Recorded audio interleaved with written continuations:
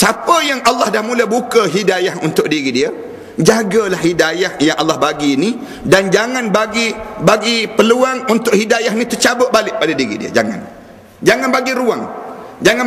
Siapa yang Allah dah mula buka hati dia, Allah buka hati dia, kamu ni bangunlah tahajud, misal contohnya. Kita pun termenung, kita ni lama dah tak bangun tahajud. Bila dah nak bangun tahajud? Ni Allah dah mula suntikkan hidayah, dia panggil. Allah dah masuk. Kita pun malam ni nak bangun tahajud lah. Malam ni nak bangun tahajud. Dia pun mula daripada saat itu, dia cuba untuk bangun tahajud.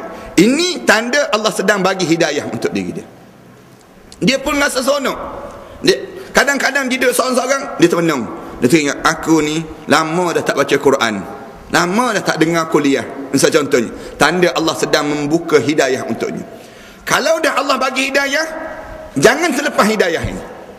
Dan Ana ulang banyak kali, siapa yang terlepas hidayah ini yang Allah bagi pada diri dia, dan terlepas dah, biasanya dia tak akan pulang balik, dapat balik hidayah itu.